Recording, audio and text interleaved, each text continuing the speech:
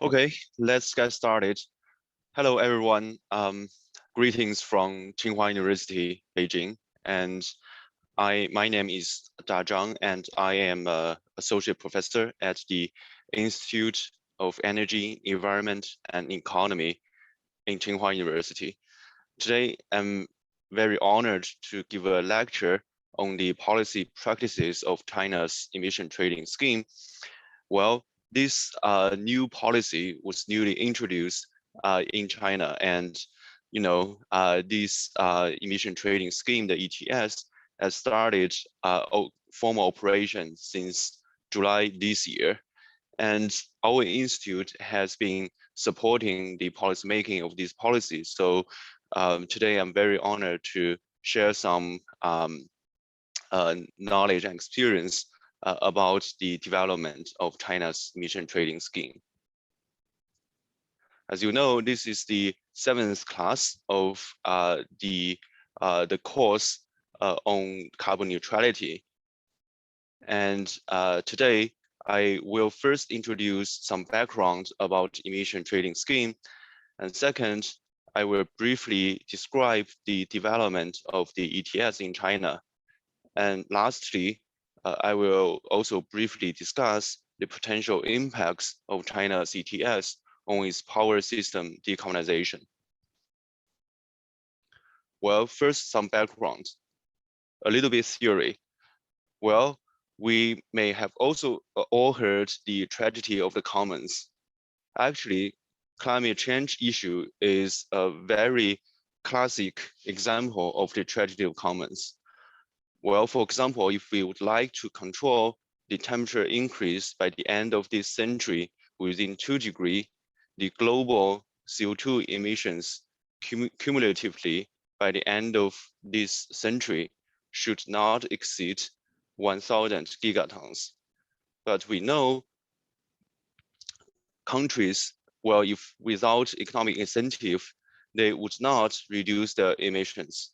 Therefore, we need some market-based approaches to address this tragedy of the commons. Well, there are usually very two common types of policy interventions to price carbon externalities.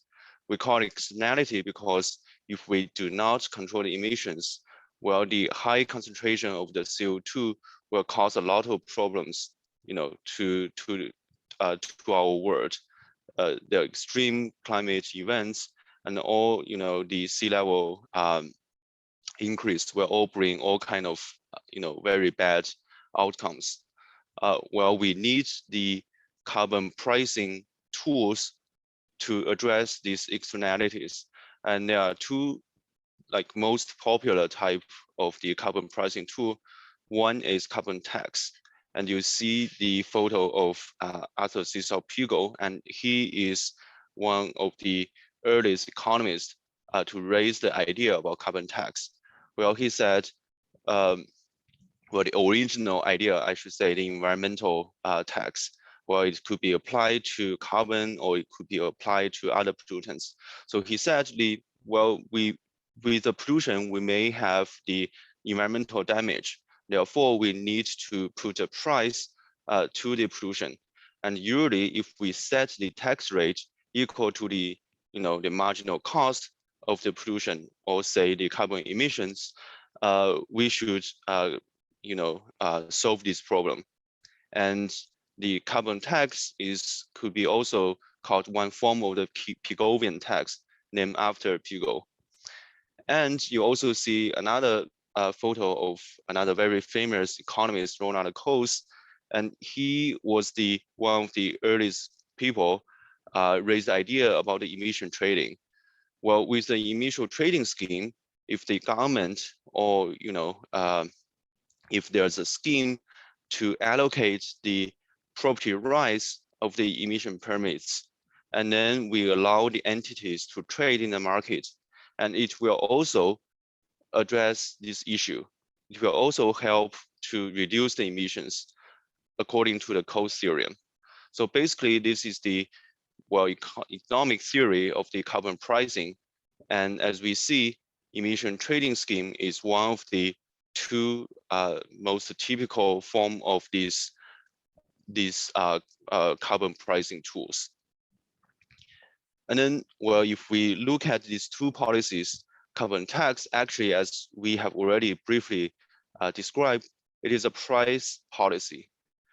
So the tax rate or the price that we would like to add on a unit of carbon emissions, say a ton of carbon emissions, will be set by the authorities. However, the resulting emission reduction is unknown. So that's why we say the price is certain under carbon tax. Carbon tax is a price policy. Well, how about the emission trading scheme? Well, actually, the ETS is a quantity policy. The authorities could set the total emission cap. However, the resulting carbon price is unknown ex ante, because the firms participating in the ETS, they will discover the price of the carbon, but this is a price signal automatically emerge from the market. It is not set by the government. Therefore, under the ETS, the total emissions cap or the total emission reduction is certain. So it's a quantity policy. Well, which one is better? Probably this is the most famous question, and this is also the longest debate in the field of environmental economics. There's one very famous paper called Prices versus Quantities, or in short, PVQ, and you can see there is a seminal paper by Harvard professor Martin Weissman in 1974. So this debate has started almost 50 years ago, and it is still ongoing. Well, according Professor Weissman's analysis, he said, well, in an ideal and deterministic setting, two policies are equally efficient as long as the carbon price is equal to the social cost of carbon. But also according to his study, if there are uncertainties, carbon tax tends to be more economically efficient. However, the stories are much more complicated if we look at the real world. It is more complicated if we consider, political feasibility, transaction costs, and companion policies. If we look at the policy practices in the world, we see there are already 64 countries and regions that have adopted or plan to adopt carbon pricing tools. Well, carbon pricing tools, as I said, includes both carbon tax and ETS. And we see that about 30 carbon markets have established, and about 35 carbon taxes have been also introduced. So you see, both of these tools have been applied in reality, and regions or countries choose their preference based on all kinds of reasons.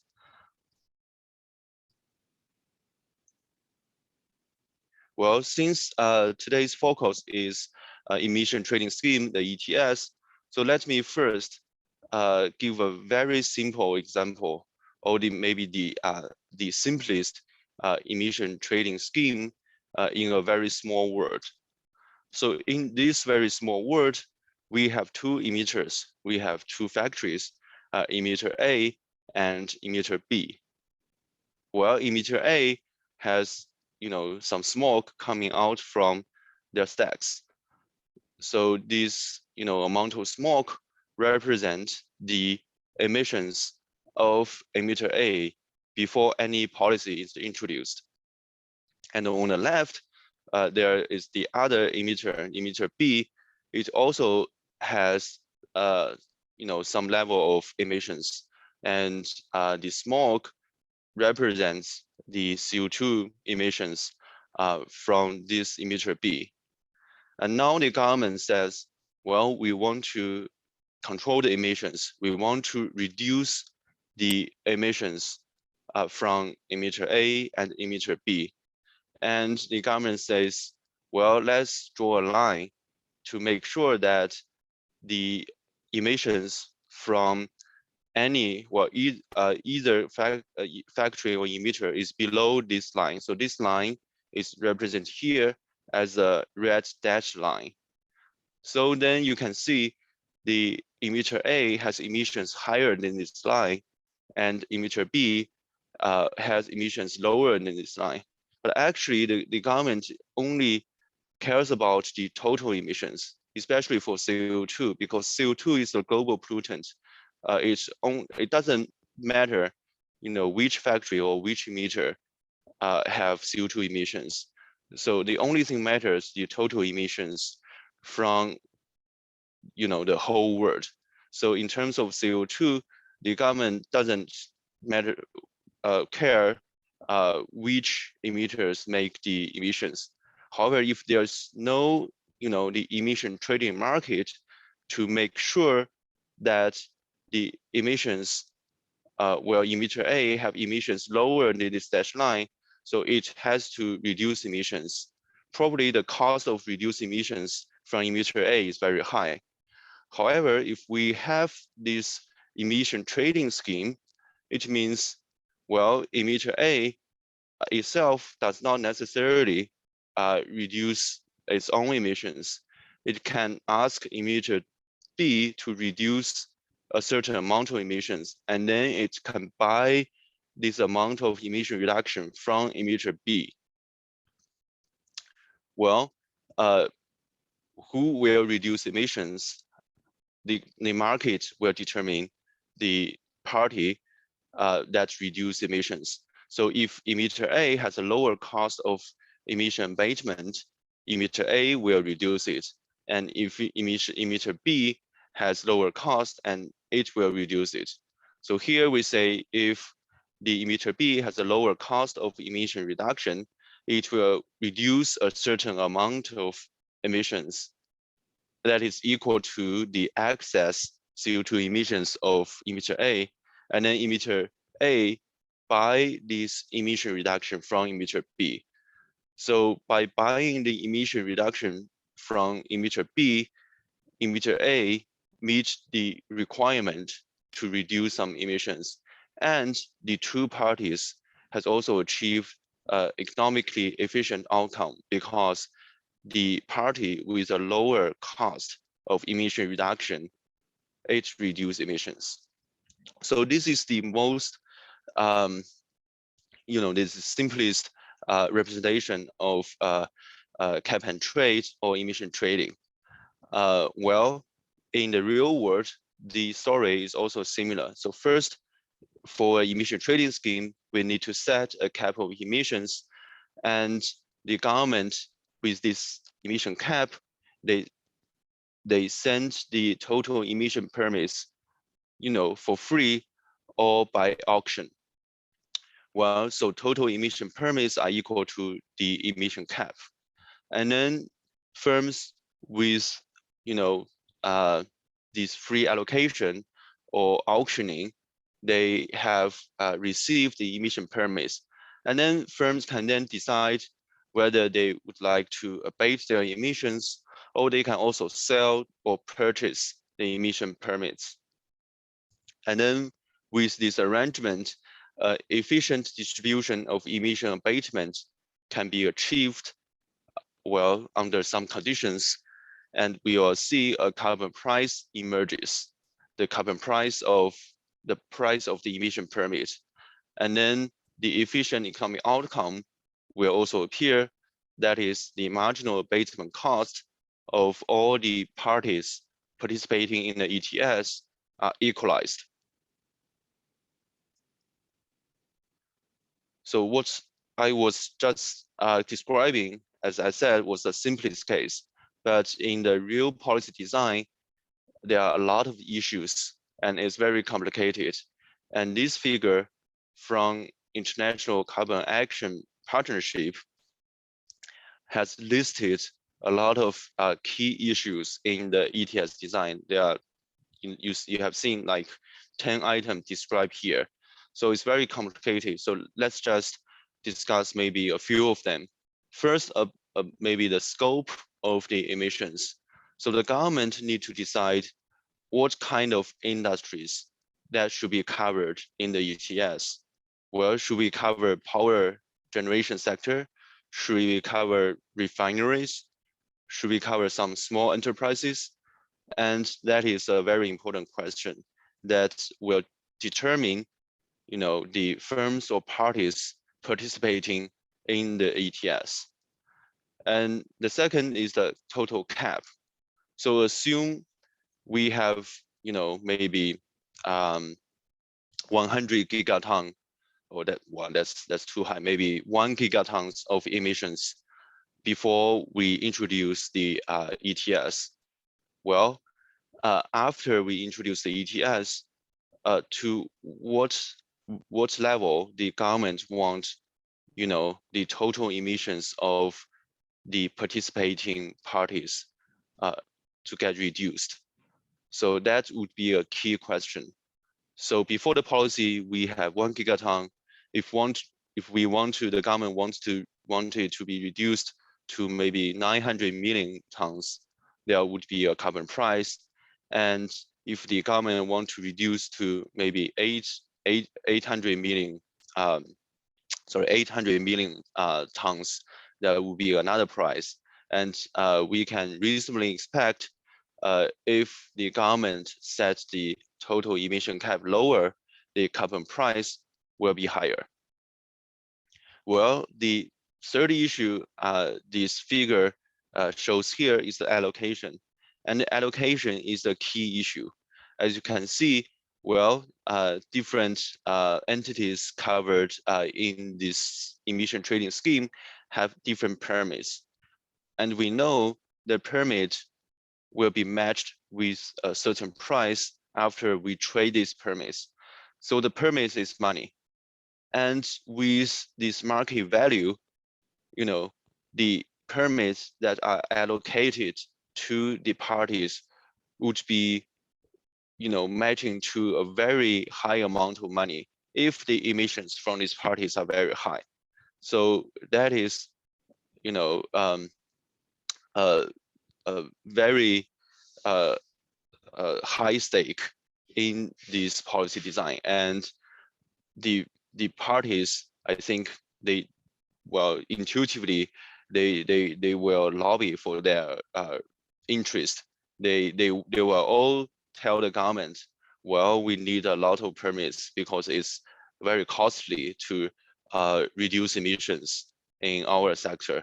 So then the government needs to make a very wise decision to find a way to reasonably allocate permits to different sectors, to different participating parties in an emission trading scheme. So I just named a few issues in the emission trading scheme. In reality, there will be many more issues to solve, and when we design the ETS. So it is a very challenging task. Okay, so the next section is about the development of the ETS in China. First, let me give a very brief overview of the history, the timeline of the ETS development in China. Back in 2011, like about 10 years ago, China started to design or to build the pilot emission trading markets in 5 cities and 2 provinces in China. And since 2013, these ETS pilots had launched. And in December 2014, the central government issued interim measures about national ETS. So that is the first government document about national ETS. And here, actually in 2015, there's also a important time point when the leaders from China and the US made a joint declaration before the Paris Climate Conference before the end of 2015. And in this joint declaration, both leaders from the two countries made promises. So the Chinese promised that, well, we will work together with the US to combat against climate change, and we will show also our leadership in the Paris Climate Conference and in the future climate governance. And China also has formally promised that a national ETS will be built. And also Obama promised that, well, US will also do a lot of things to, address climate change. But unfortunately, as we all know, in 2016, Trump was elected, and we have seen that the US has withdrawn from the Paris Agreement. However, on the China side, we have been continuing to do what we promised to do. And with several years of development, in December 2017, a national ETS, well, the system was launched, and the formal development of national ETS has started. And in the recent 1 year, there have been a lot of documents issued, and we are very excited to see in July this year, the national ETS has started trading, and I think it's has been already showing its impact in the emission reduction in a lot of perspectives, and we believe it will significantly contribute to the achievement of China's carbon peaking goal, and also in the end, the China's carbon neutrality goal. And you may ask, why does China choose the ETS? Why China prefer ETS than the carbon tax? Well, there are several major considerations. First, the special design, which I will introduce later, of China's ETS is actually aligned with the overall CO2 emission reduction target or promises that China has made. So the near-term emission reduction target is based on carbon intensity. So China has made pledges on carbon intensity reduction, and the ETS design is actually compatible with this carbon intensity reduction target. And also the ETS is compatible with the governance infrastructure within the Ministry of Ecology and Environment.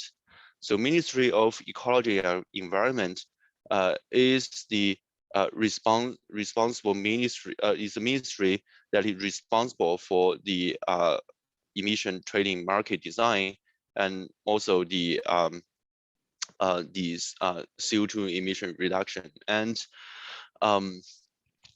in a lot of policies designed by the Ministry of Ecology and Environment, MEE, it is related to, regulation about the concentration or the intensity of pollutants. So the ETS of CO2 is also consistent with it. And politically, the ETS also has a higher acceptance compared to the carbon tax. And with the carbon tax, we know all the parties, all the firms that have CO2 emissions must pay the price or the cost of carbon to the government. So for each unit, each ton of CO2 emissions from this firm, it has to pay some tax. And to accept a new tax is always not an easy thing. However, with the ETS, things are not that simple. So as we just showed, and we will also discuss later, not all the firms will have additional cost under the ETS. Some firms, if they are very efficient, if they have relatively lower cost of abatement, they may sell emission permits and earn revenue. It can even earn profit under the ETS. So for these firms, they will say, well, the ETS might be a good thing. So the political feasibility of the ETS is higher because it has limited impacts on firms' profit and also industry competitiveness if we allocate the emission permits for free. And also the ETS is more flexible than the carbon tax. As you can imagine, if we set a rate of tax, a rate of carbon tax, it would be very complicated if we want to change the tax rate. You know, changing a tax rate is not a simple thing. So it needs the approval by the maybe in the Western economies by the Congress, by the Parliament, and in China by the People's Congress. And so that would be a very complicated thing. But we know the carbon price should reflect the marginal abatement cost or the cost of abating carbon, hopefully very timely. So this is not a good feature of carbon tax if the rate is inflexible. But with the emission trading scheme, if we have a cap and trade scheme, the government can just say, or the MEE in China can just say, well, let's lower the emission cap. And then that effectively change the price of the carbon emissions, the price of carbon permits. Or, as I will introduce later, in the current design of China's ETS, the government or the MEE just need to lower the benchmark. So if the benchmark is lowered, the price or the cost of carbon will also increase. And carbon tax also has another complicated issue about the tax revenue management. The revenue management of a tax is not obviously the responsibility of the MEE. It's not reasonable for you know, the ministry that governs the environment handle some tax revenue. So it needs the coordination with maybe Ministry of Finance that will make the cost of the policy design and implementation much higher. And the last reason I just briefly mentioned here is the international experience. Well, the ETS was launched in 2005 in the European Union, and although it was not that successful, it also has some generated very positive impacts. And I must say that during the whole process of the policy making, we must appreciate a lot of support from the international community. So the EU ETS lends a lot of experience to China, and also the other international experts from other countries or regions have also contributed to the policymaking process of the China's ETS. So China has accumulated a lot of knowledge during this phase and learned from the operation of the ETS in other countries or regions, dominantly the European Union. And as I discussed, China has started its domestic emission trading scheme pilots in 2011. And with this kind of path dependence, at the national level, when the carbon pricing tool was designed, the ETS was also chosen. Well, although the national ETS was chosen, it does not necessarily say the carbon tax won't play a role in the future. we expect carbon tax might be introduced in the future as a complementary policy. However, this needs the coordination between the MEE and other, tax management government authorities like the Ministry of Finance or State Taxation Administration. So here is a very brief overview of the design of China's national ETS. So the ETS started from the power sector. It has covered more than 2,000 power generation firms. The total emission exceeded 4 billion tons. That's really a very high number. It accounts roughly 10% of the global emission, or maybe roughly 40% of China's national emissions. So the power sector only has, this astounding size. The trading was started on July the 16th, and in the last 4 months, the price was around 15 yuan per ton. And exchange is in Shanghai. The registry where the book of the permits was kept is in Wuhan. And about the scope of the China's national ETS, so first there's an emission threshold to determine whether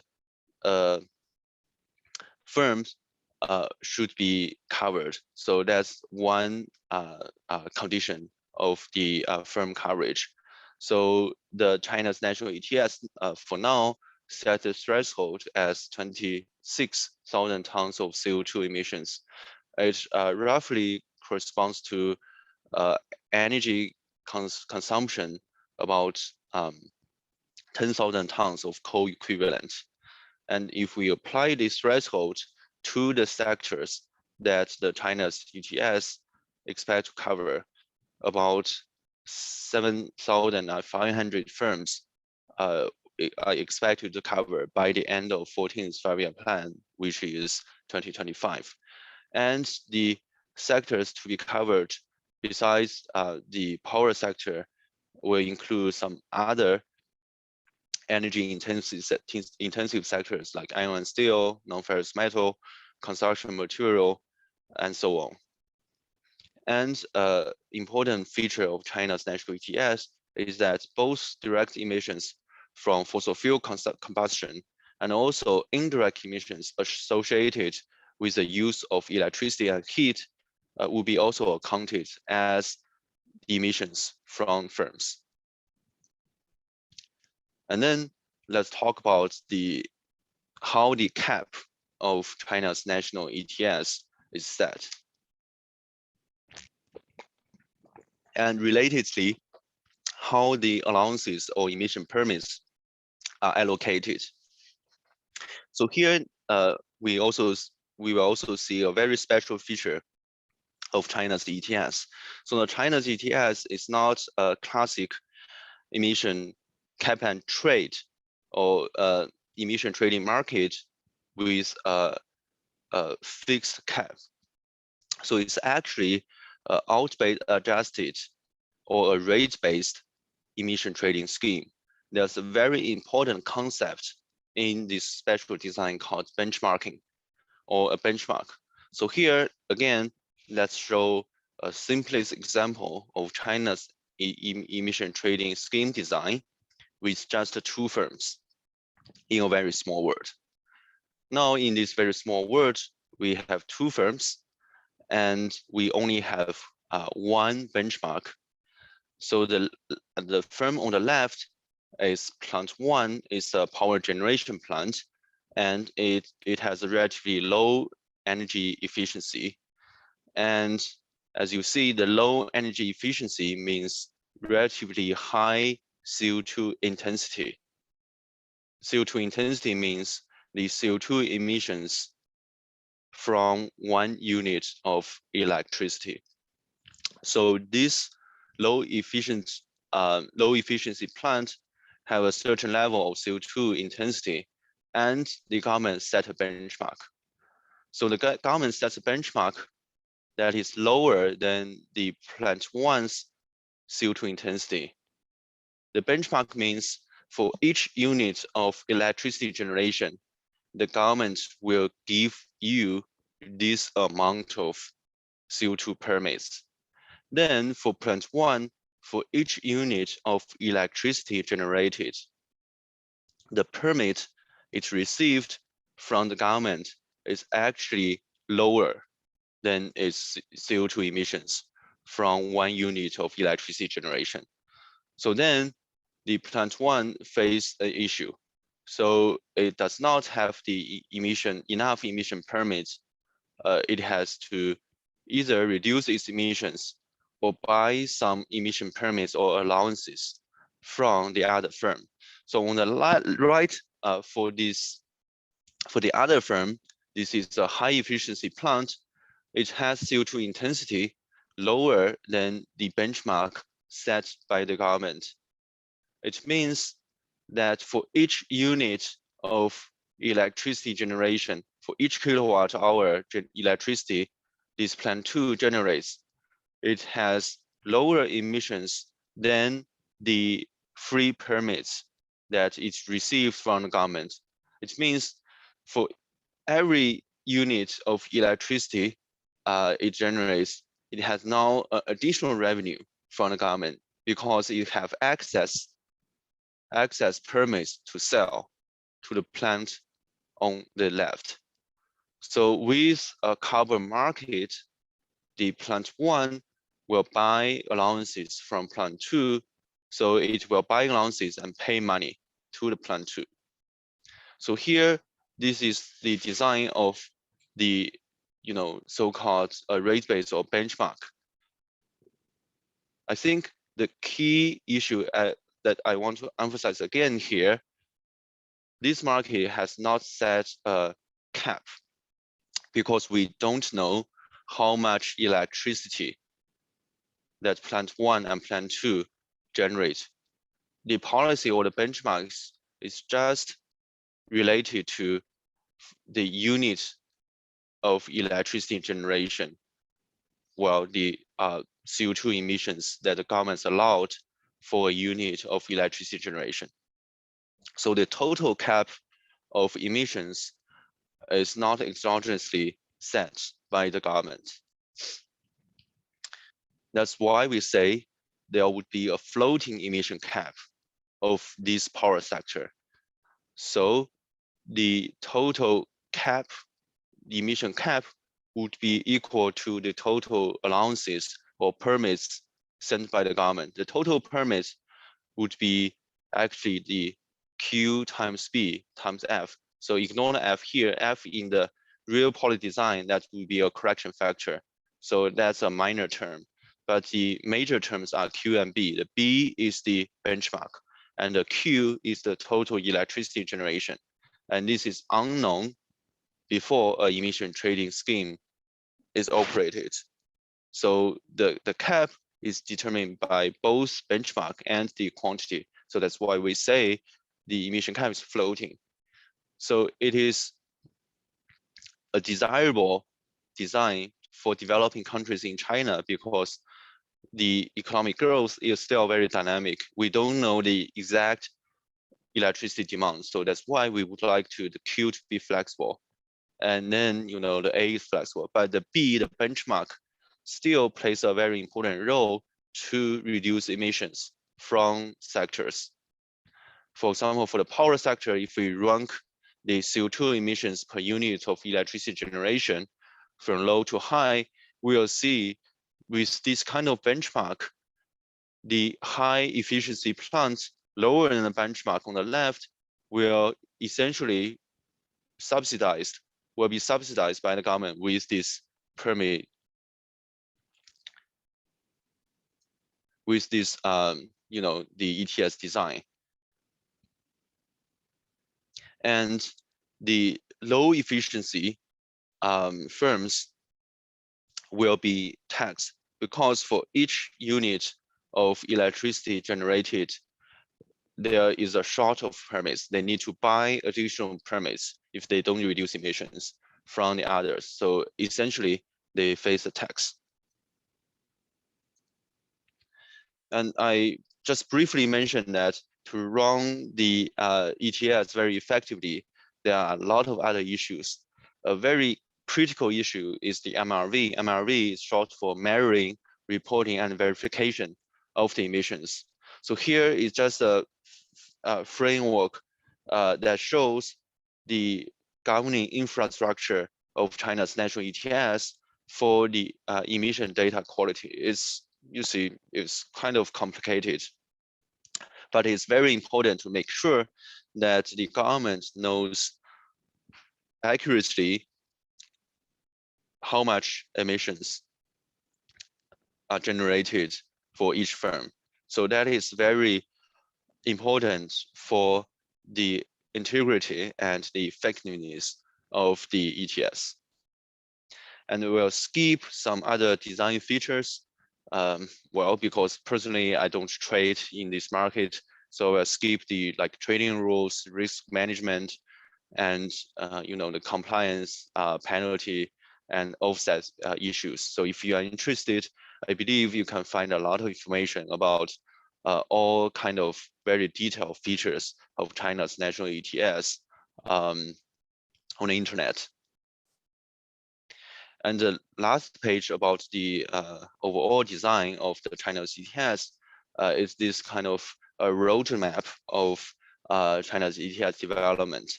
So as we've seen, the China's ETS history, or the formal operation of China's ETS scheme, starts from the regional ETS pilots from 2013, and the trial phase started in 2018, and with 3 years of construction, the ETS has formally started this year, and now there's a national ETS and the regional ETS pilots run in parallel. And as I said, the national ETS is a rate-based system. And maybe after 2025, with more emission trajectory that can be forecasted or expected, the whole ETS system may be transferred to a mass-based system. And the national ETS will take a dominant role in this whole ETS design. And if you are interested, we recently have an article, unfortunately, just in Chinese, in this journal about some detailed rationale of China's national ETS design. So if you are interested, you can download this article.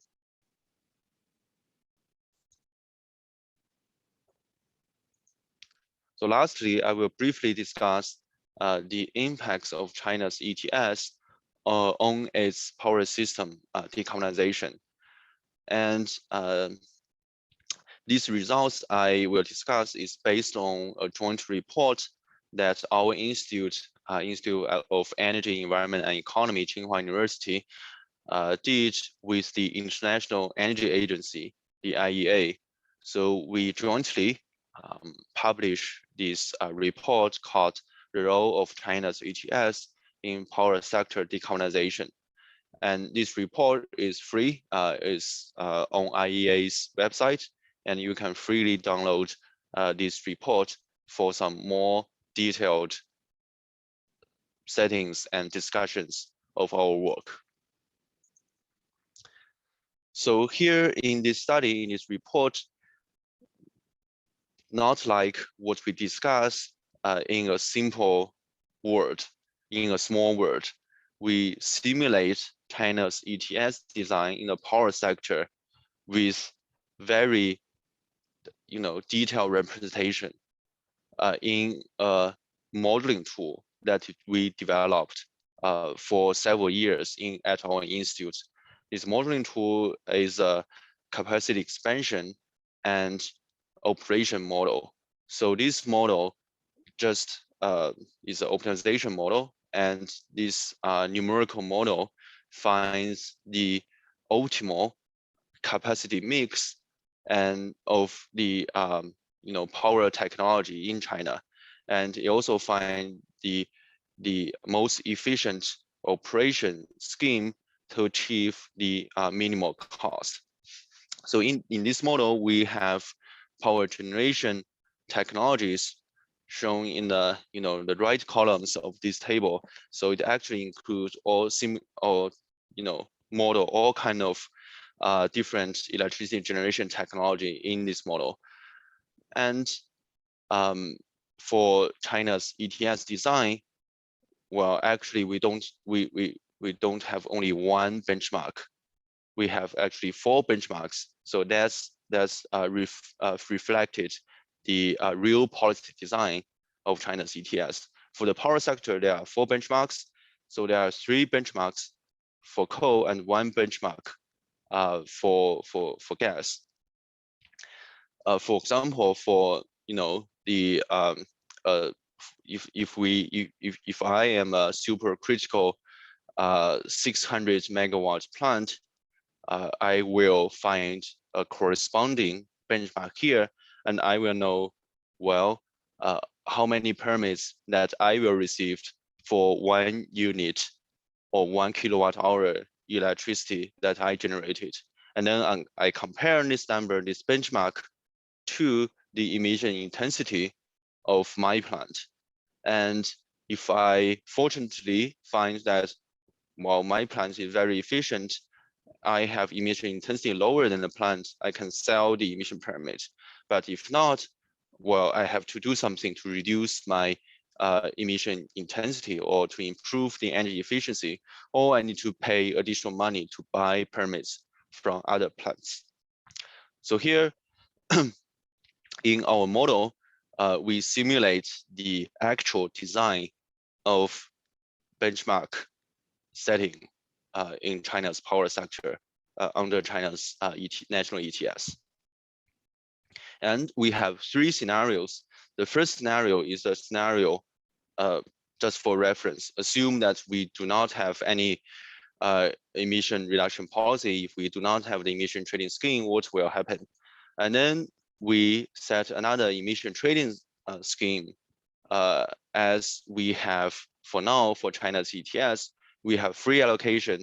The factories, the plants receive emission permits for free, and then the benchmarks is tightening over time. And we also simulate another scenario. In this policy scenario, the benchmark is the same as what we use in the ETS scenario, except that a certain share of permits will be auctioned. So it will not be free allocated to the firms. So this amount of permits had to be auctioned, or the firm had to pay some money to bid for these permits. So there would be additional cost for the firms, to get the permits. And then obviously the firm will have some additional incentive to reduce their emissions. So then, well, in this study, we compare the results from these scenarios. So if we compare the ETS scenario with a scenario with no carbon pricing, we'll see China's power sector emission compared to a no carbon pricing scenario will peak before 2030. So that is very important for China's emission peaking goal to be achieved.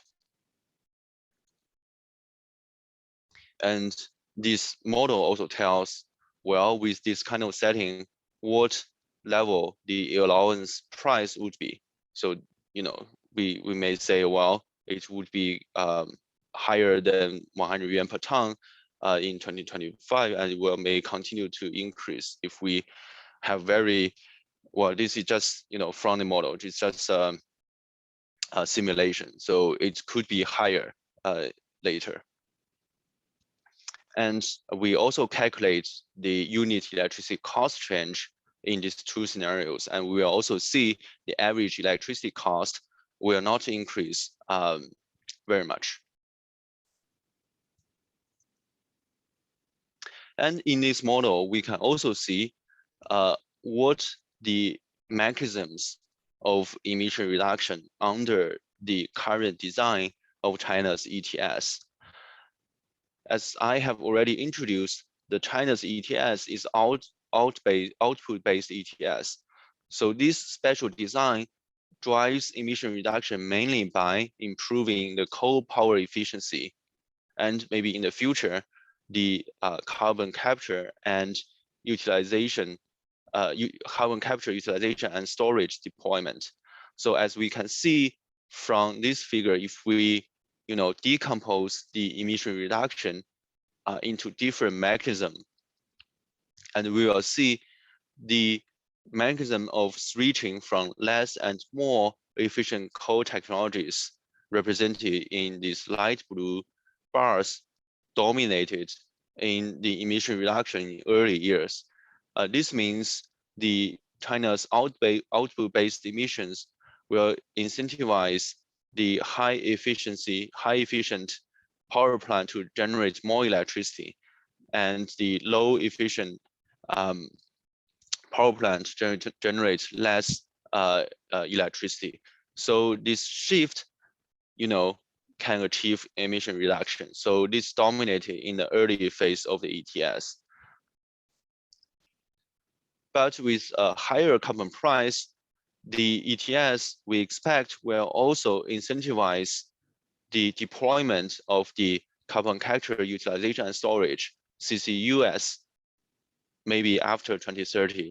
So that's why we see the dark blue bars representing the emission reduction from switching from unabated coal, the regular coal power generation technology, to coal plus CCS. And notably, the green bars representing the switching from fossil to non-fossil technologies only takes a very small share, because the current design, the output-based emission trading scheme in China's power sector only covers the fossil fuel-based technologies. As we've shown, that's just coal and gas. So it does not provide very strong additional incentive for renewables. So we need the other policies to support the renewable development.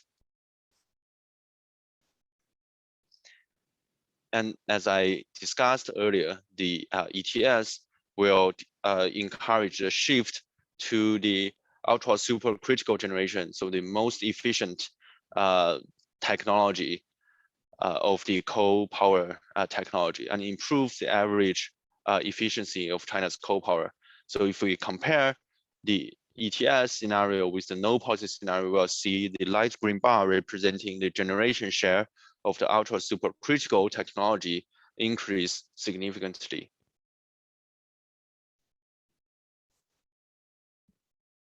And we will also see in later years, the CCUS will increase a lot. It will replace this light red bar, will replace significant generation from the dark red bar representing the unabated coal technologies.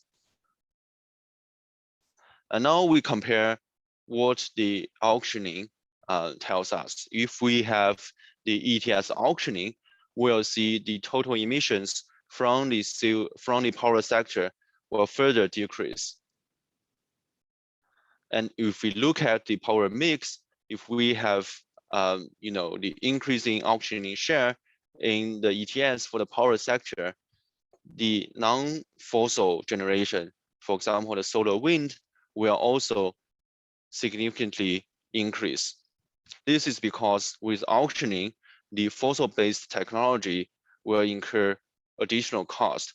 So the competitiveness of solar and wind will increase. So there is more solar and wind here. And if we see the decomposition figure again, compared to the ETS scenario, the ETS auctioning scenario provides strong incentives for fuel switching and structural transition. We'll see the switching from fossil to non-fossil technology is much larger. The light green bars are much larger in the ETS auctioning scenario compared to the current ETS scenario without auctioning. So the auctioning potentially could play a very important role to further decarbonize China's power sector. Okay, here is a very brief summary about what I discussed today. So a key message is that the China's national ETS that we have for now is an output or rate-based system rather than a mass-based system. The mass-based system means the total emission cap is exogenous, is determined ex ante before we run the trading by the government. But China's national ETS for now is a rate-based system. So we only know the total emissions exposed after the trading of the whole year. So China's rate-based national ETS is also called, or essentially, a multi-sector tradable performance standards. So this is the academic term that we call the rate-based system. It is multi-sector because during the 14th five-year plan, some more sectors will be covered by the ETS, not only the power sector. So the large firms in 8 energy-intensive sectors will be included.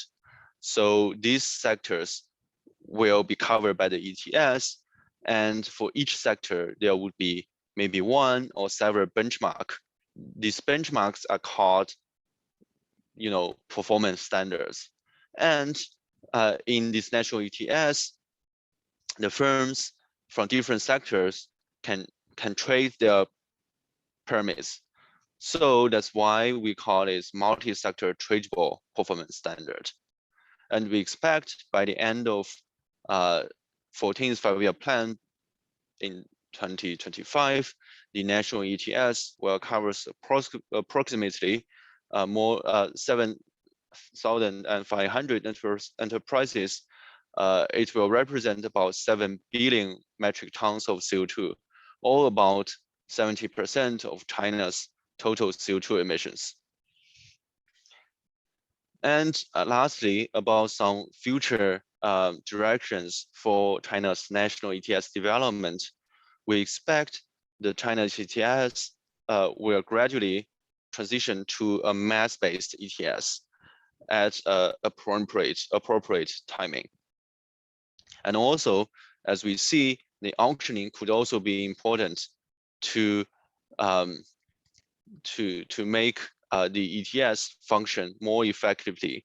So we may increase the portion of the auction gradually in the future. And another very important direction is to tighten the benchmarks of covered sectors. The benchmarks, as we said, is the performance standard.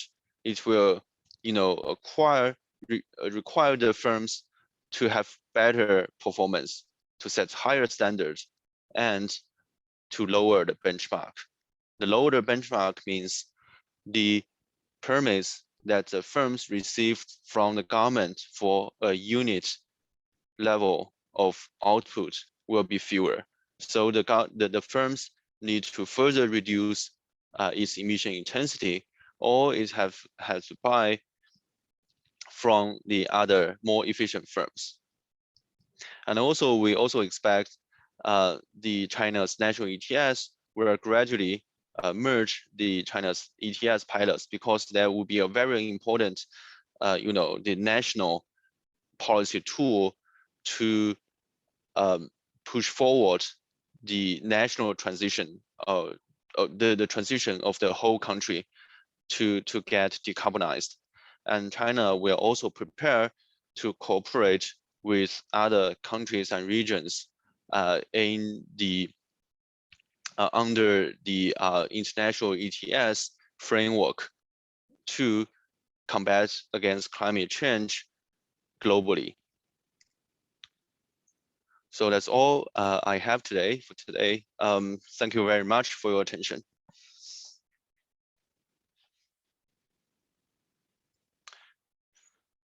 Okay, I think we may have about 10 or 15 minutes for for Q&A. So I think if any of you have questions, I'm happy to answer. I noticed that in the message box, there is one question.